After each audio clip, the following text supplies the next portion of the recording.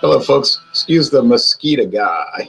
Um, you might hear that loud. It's a machine that sprays poison all into the air. All right, can everybody hear me okay? Fine. All right, that'll pass pretty soon, but it must work because I have not encountered too many mosquitoes in the last year.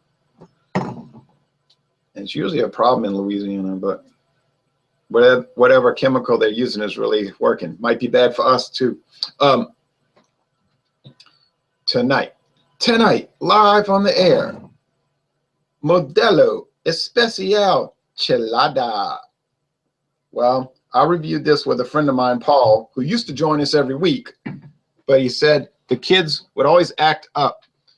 And so he just couldn't take it anymore because he was trying to do the reviews and he was trying to concentrate. And it was always one screaming in the hall that the other one hit her and stuff. And he was like, I can't take it. So he usually called me on the phone and talk about the beer the next day. Maybe not tomorrow because it's Thanksgiving. There's Eric, a Lions fan. Hey, Ron, how you doing? Fine. Your Lions are doing well. I won't mention the Saints. Okay. Not to mention, but we could talk about Western Michigan. But anyway, this is not a video about football. Well, I am in Louisiana with Louisiana Beer Reviews. We have William Kepley on the East Coast area, well, at least an eastern state on the coast, North Carolina. William does not have his own video channel, but he just likes to talk about beer and music. In Florida, on the Gulf Coast, we have Bill, who's joining us for the first time tonight. Welcome, Bill. Thank you. He says he's been watching my videos for a good while. Now, we have two other people that do have video channels up in Michigan. Not the UP of Michigan, but I have been to the UP. But Michigan, Eric, a Lions fan. How you doing, guys? Hey, Eric. And then out west, last but certainly not least, another person that has a video review channel, the Brew Dude, Jose, from Los Angeles, California. How's it going? How's it going? Fine. And it's been 10 years since I've been to Los Angeles, and that is pitiful. All right. Well, you need to. We're connected. You need to come on down. 2 hours 10 west. 2 days 10 west. Yeah, 2 hours, right. This ain't the Jetsons yet. 2 days, 48 hours. A little bit about this beer. It cost me too much money. It's $3.09 plus tax, which is high. But it's so popular around here that they charge a high price for all the cheladas and the micheladas. $3.09 for a 24-ounce can. Mine was $2.69. That's better. Mine was two for $5.50, so around the same. Yeah. This was introduced in October 2013 in select markets. Immediate success. Well, I was in one of those select markets. My friend Paul and I tried it. We really liked it. We liked it. As of April 2014, it's available nationally.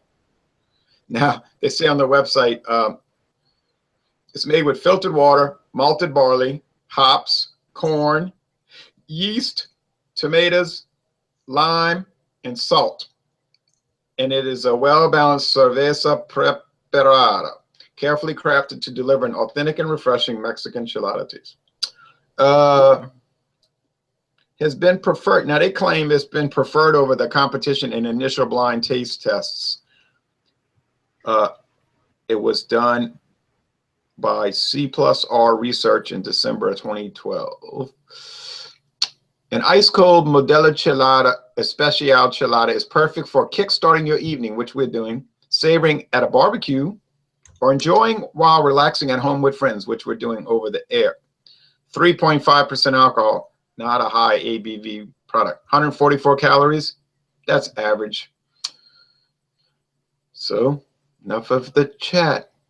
Anybody Actually, I looked in our website, and it said that a 12-ounce serving was 289 calories for this beer. Oh, maybe this is a misprint on Crown Imports. I've seen, and Rate Beer said it was 105 calories, so they need to go to math school. That must be for a Dixie cup size for 105, but And Maxim did a review on this beer, which, if Maxim's doing the review on this, this is a lifestyle product.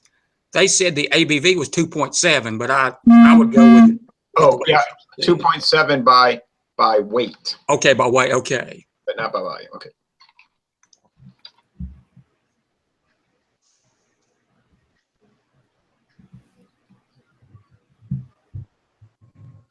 Let me get off of Facebook because people are going to try to start contacting me and I don't have time. What does it say on tapintoyourbeer.com?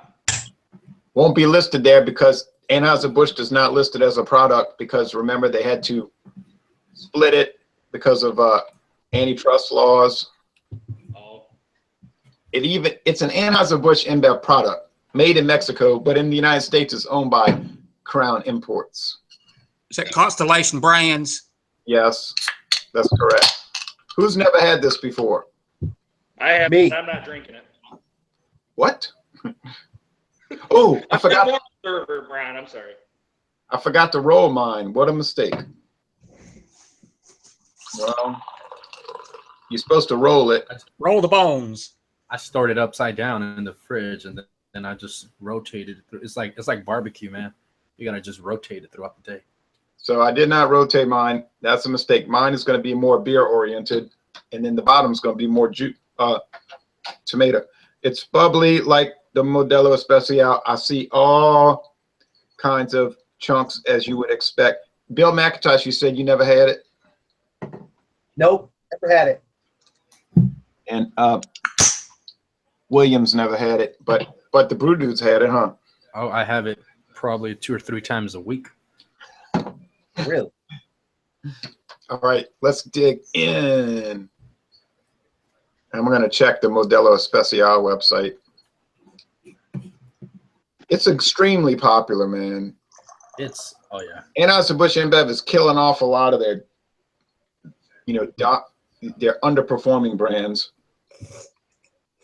which makes sense. It's like, why keep it around if nobody wants to drink? And they're going to concentrate on the hot items, like, for instance, this. So I'm getting a little bit more of a beer pop out of this. Maybe it's because I didn't roll mine or something, but yeah, it was a big mistake not to roll it. I screwed up. I should have told that to y'all, but I just forgot. Eric, hold on. Eric, you've never had it before? No, I haven't. But you're just observing tonight. Yeah. But you might go out and buy it and review it? Yeah, I will. Okay. Do you like tomato? We're here in Michigan. It's just a matter of getting it. Do you like tomatoes? So. Okay. I don't know how you're gonna feel about it. All right. Well, let's go. If I had to have tomatoes, I'd eat them. But. Yeah. It definitely smells like tomato soup. If you just smell it, it smells like tomato soup. Yeah. Right. Let's go east to west. What do you think, the Brew Dude? Or west to east. Or would you rather go west to east? Well, I'm in the west side, so I'll go first. That's fine. Okay. Go. So, the scent, the appearance. Let's look at this appearance. Like you said, it's definitely murky. Almost looks like muddy red water. Yeah. There's a lot of chunks in there for sure.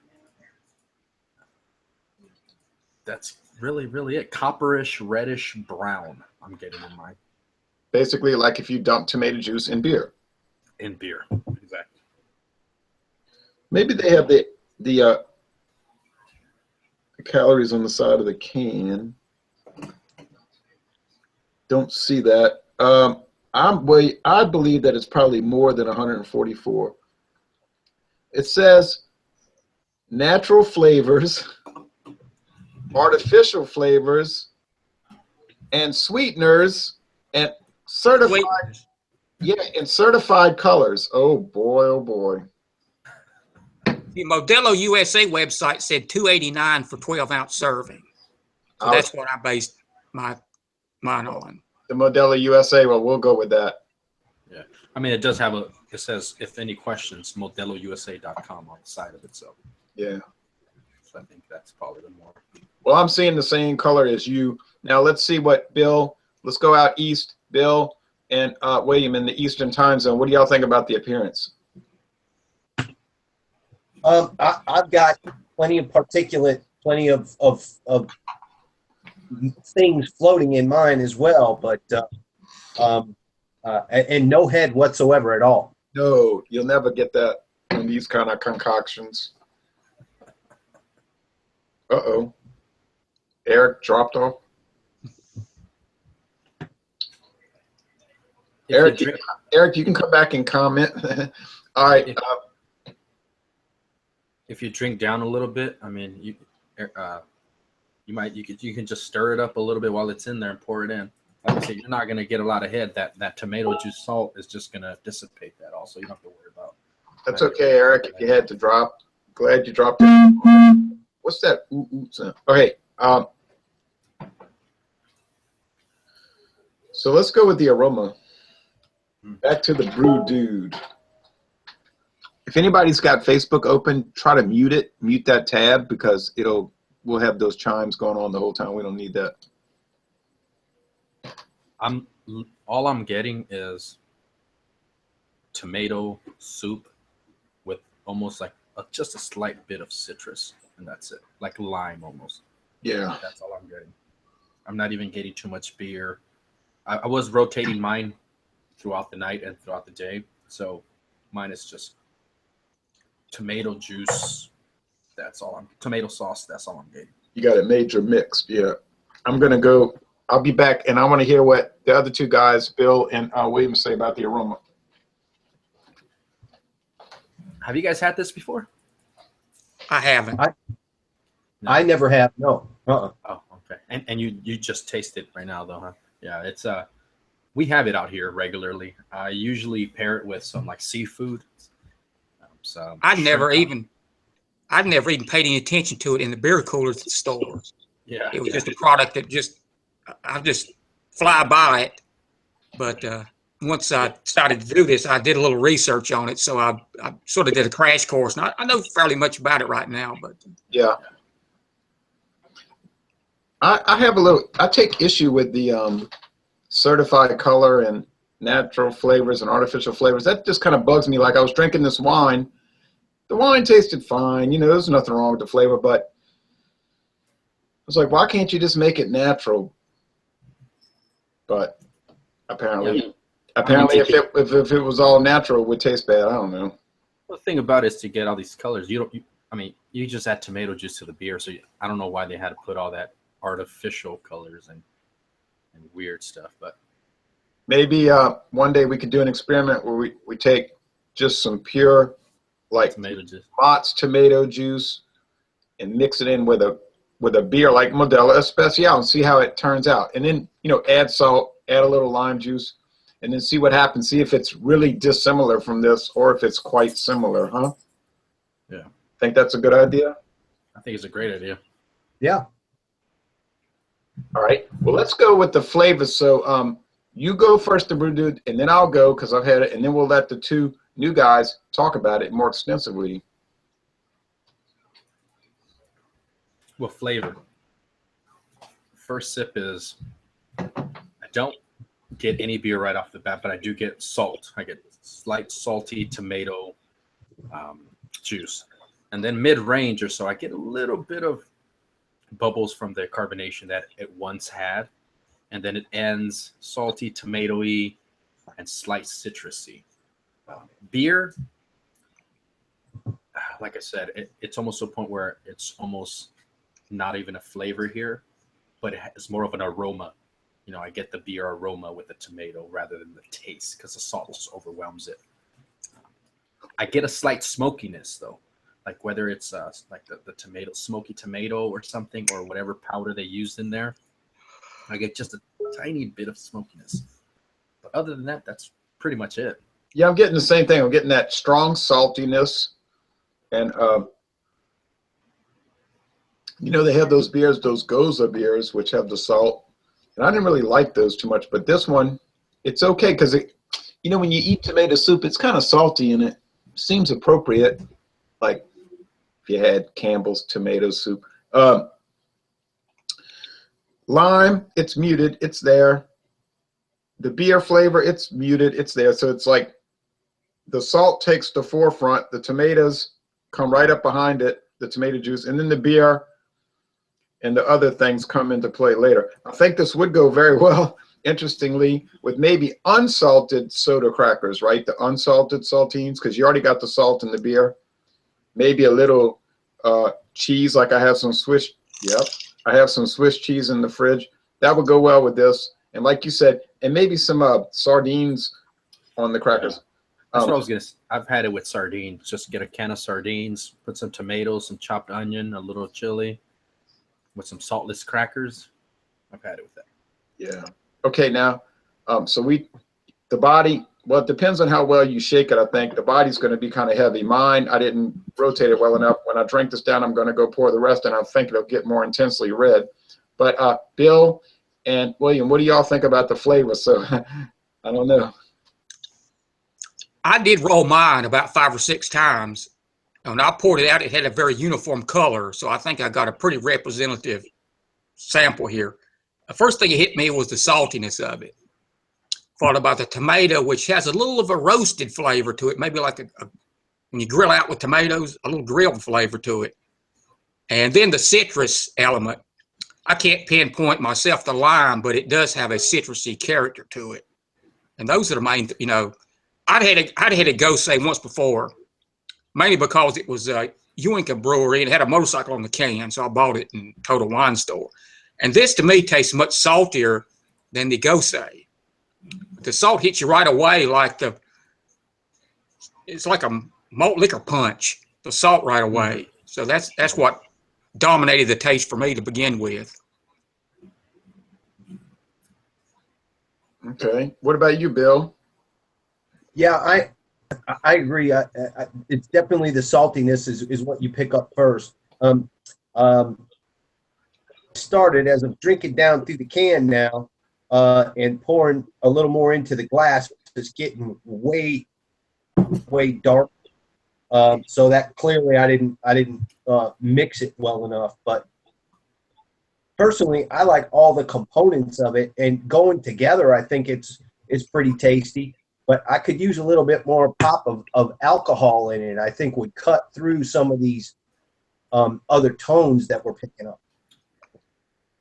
So you think the 3.5 is a little too low? Yeah, I would something along the 5.5, kind of like an ice beer kind of thing. I think would pep this up considerably. That's a good point. What do you just add a little bit to it?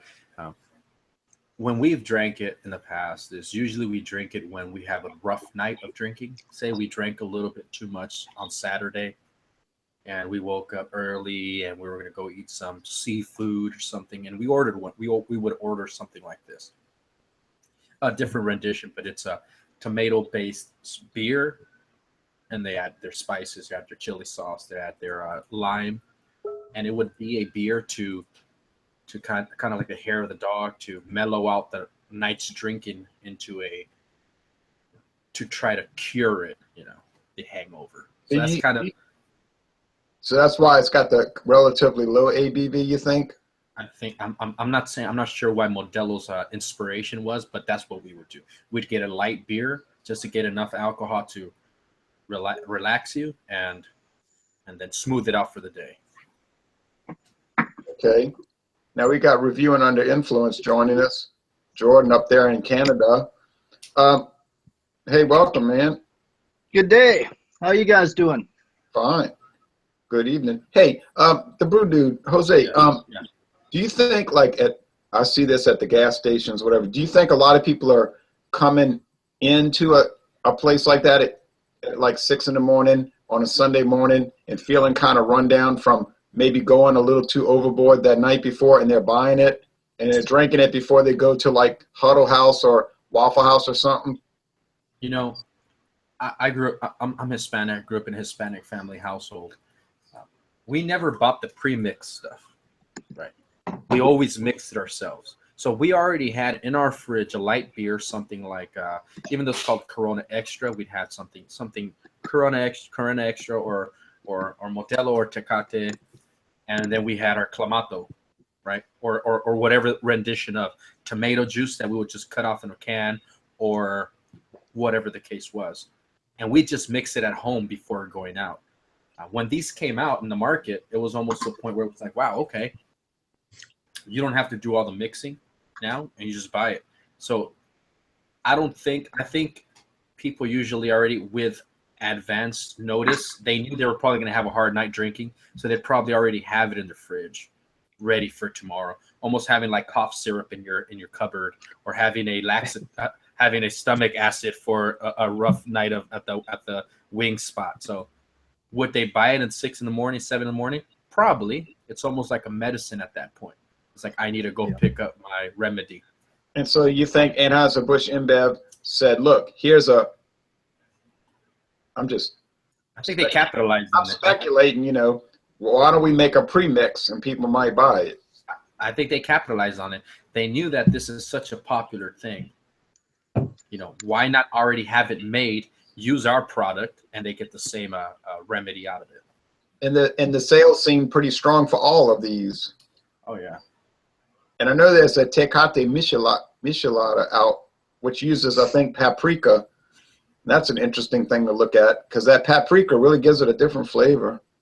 I go to this restaurant that they actually throw a bunch of spices and powders. They don't even use actual tomato. They might use a little bit, but majority of it's a powder. It's like they're making a curry in a beer. So they just throw all these powders, and then they just pour whatever beer you want, and it comes out red like this. They use paprika. They use other spices, cumin, and That sounds awesome. chili powder and everything. It's literally like a beer Bloody Mary. Now, Jordan, you said you were not able to access the Modelo Especial Chelada, but you wanted to come on here tonight and do your own mix. So I'm going to go get the rest of my can, and you could tell us about the mix. Yeah, I managed to find some tomato juice and Modelo Especial, so I figured same thing. Poured in some hot sauce. That's what I'm talking about. Yeah, a bit of hot sauce, some celery spice, stuff like that. Nice. How is that for you? How's it tasting? Hell of a lot better than Bud Light Chelada. Because the Bud Light and Budweiser, that product uses actually clamato. So it uses that clam juice, tomato juice, salt. Nice. Yeah, it goes down very easy, eh? Just drinks really quick. Yeah. Well, you can see mine's gotten a lot redder now that I'm getting to the bottom of the can. It was clear. It was clear. Now it's opaque. And when I get to that last third of the can, it's going to be straight up juice. So, folks, if you do this, don't shake the can, but they say you roll the can. Now, you notice this is never sold in bottles. That's making me think there must be some problem with the bottles that they're worried the cap would blow off or something. I don't know. I'm just getting that feeling because it might be the look. It might be the look, because when you look at it, if it was in a clear bottle or something, or some type of bottle, you're going to see this big sediment this thick at the bottom of the beer. Oh, yeah. That's tomato juice and spices and artificial flavors. And people are going to be like, I don't know if I want to get this. Yeah. This color is such that if you saw this at a hospital, you might think it was disposable waste. It would have the X across it with by having it in a can, that adds a little element of mystery to it. So that's probably Eric. I understand. Yeah, you're right. That's a pretty stomach-turning description, but maybe not that necessarily inaccurate. And I have a feeling that it's definitely not what the company was shooting for. They want to focus on the tomato juice aspects of the product. Hey, Bill, I'm going to ask you this question, Bill. Do you enjoy this, and would you buy it again? Yeah, I do. I like it. I would buy it again. I mean, this isn't something that I would keep in the fridge like all the time, but yeah, I would try it again. Sure, no problem. Especially for people that are like attracted to salt, don't you think? Like, some people love to eat salty potato chips and all. I think they would like this. I love salt. When I was a little kid, I had a salt deficiency. The doctor told me I didn't have enough salt. That's why my stomach would hurt terrible. I'd have these terrible stomach pains. But then I started eating salty stuff. Never had that problem again. Isn't that strange? You have to have salt. And what do these health activists tell you? Salt will kill you. No, if you don't have salt, you will die. No, you don't want to eat too much salt because of blood pressure considerations. But if you didn't have any salt in your diet, forget blood pressure because you're dead. But I'm not a health expert, as a disclaimer, and I make no claims to give health advice. Hey, William Kepley, what's your opinion? Do you like it? Would you buy it again? It's not disgusting, you know, so I went in with the lowest of expectations.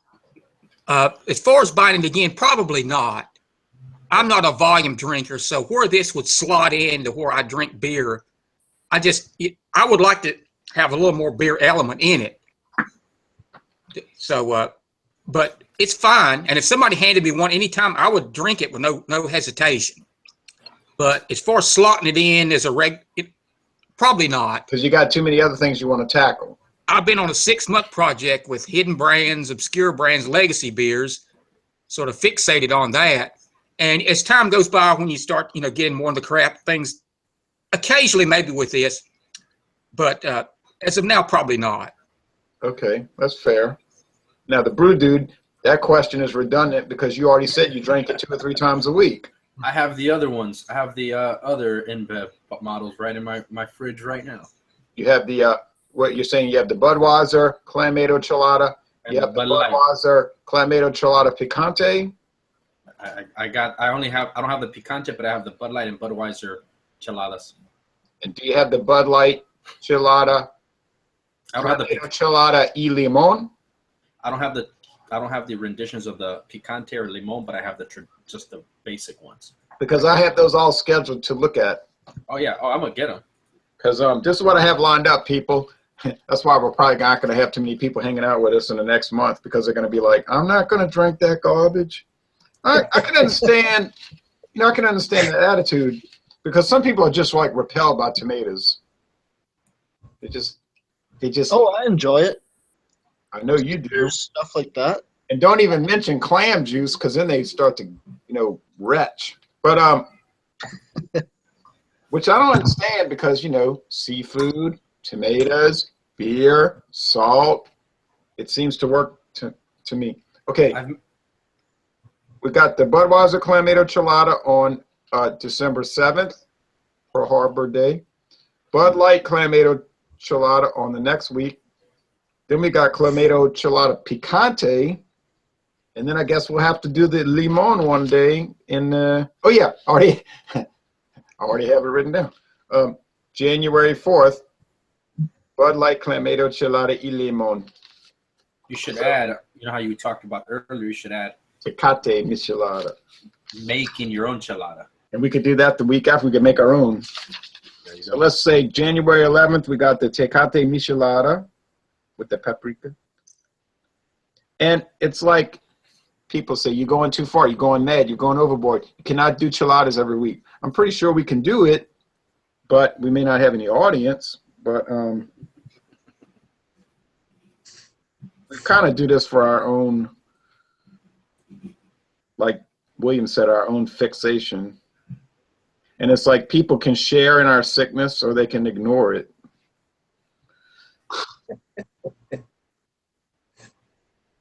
That's the way I look at it. It's like, I have this beer. I don't want to say a problem because I really don't drink that much. It's like a hobby, right? That's what you do. You call it a hobby. Sounds better. And you can share in it by watching it. Somebody told me about a year ago, you're an alcoholic. I said, no, I'm a hobbyist. And I think that term sounds much more approachable. It is. And anyway, I don't know why he told me that. Okay. And then on January 18th, make your own chelada. Maybe because of your 2,000 plus videos. Oh. Why you gotta bring that up? Hobbyist. But, you know, all jokes aside, you know, alcohol is like fire.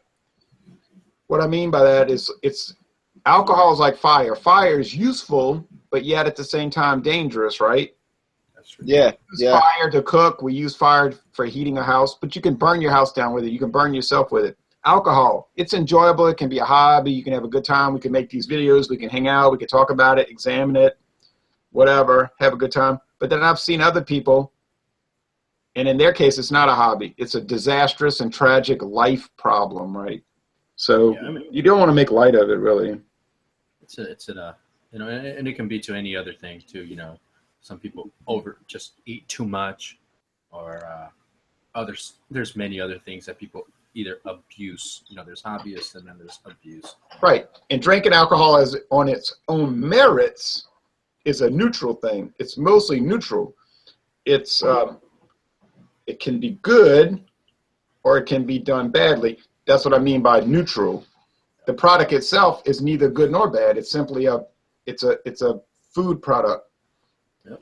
But anyway, enough of the infomercial. Or enough of the what do we call it, the public service announcement. Hey, Jordan. Yes.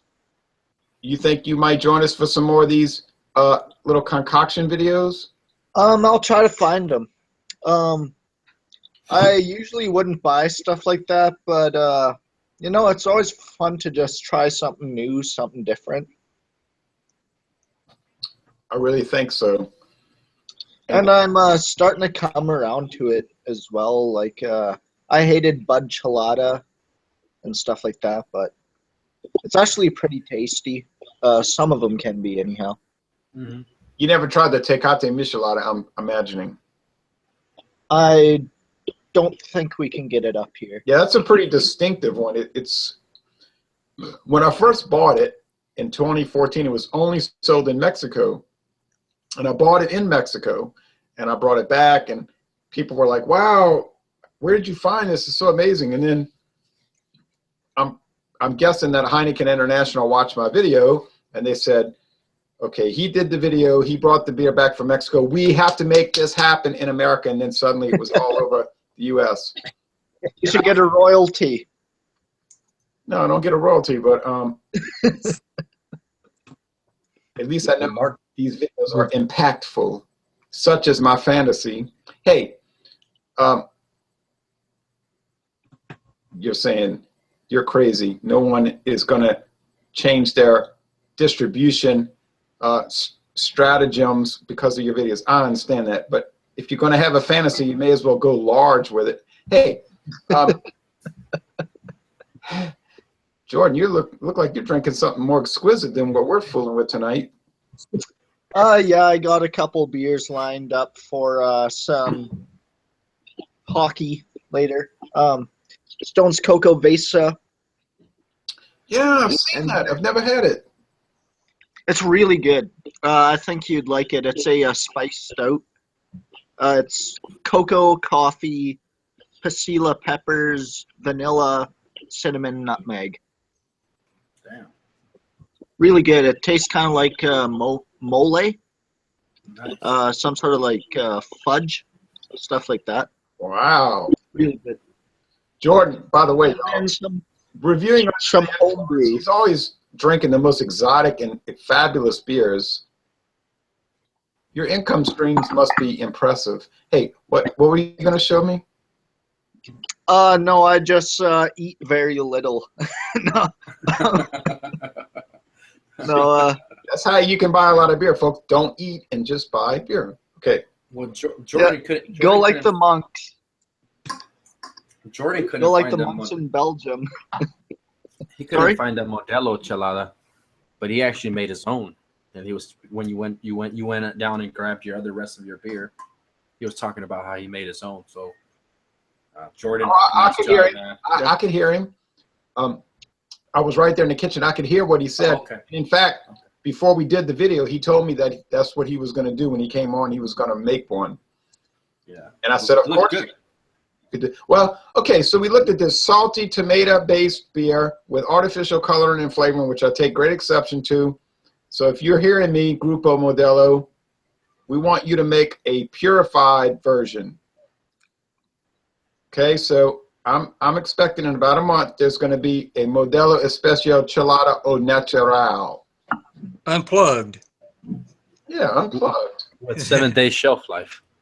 with a 7-day shelf life. You can call it Modelo Especial Chelada Drink By. They can have a Modelo Especial Chelada now. Right. All right. Well, this was very fun, interesting to me. I have this sudden urge to have saltine crackers with this beer for some reason. Really fun, man. I appreciate everybody joining. And Bill McIntosh, if you ever want to join us, feel free. I appreciate that, Ronald. Thank you very much. I had a great time. Enjoyed it. Thank you so much. Don't hesitate. I've had people in the past join, and they seemed so shy, and it was funny because I could tell they felt shy, and I didn't know what to say, and it made me feel funny, and I think they felt like they didn't do well or something, which I didn't believe that. I didn't believe that was true, but they never came back, and I think Well, they were uptight or something. being on camera, especially live and on internet and stuff, can be pretty overwhelming for some people. It's just a lot to take in the first couple times. Yeah, I think you're right. And with the people I'm talking about, it seemed like they wanted to do it, and they talked to me offline, and they were really gung-ho for it. But then when they came on camera, when we did the live show, they seemed to be filled with like dread, you know what I mean? Yeah. And the vibe I got was that they seemed to be extremely uncomfortable. Yeah. And since they never came back again, I think I was picking up on the correct vibe. But you're right, Jordan. But anyway, thanks, folks. It's been 30 minutes. We've done enough. And next week, we got some more tomato-based, and then this time, seafood-based beverages. So Nice. get your clam on. Can't wait.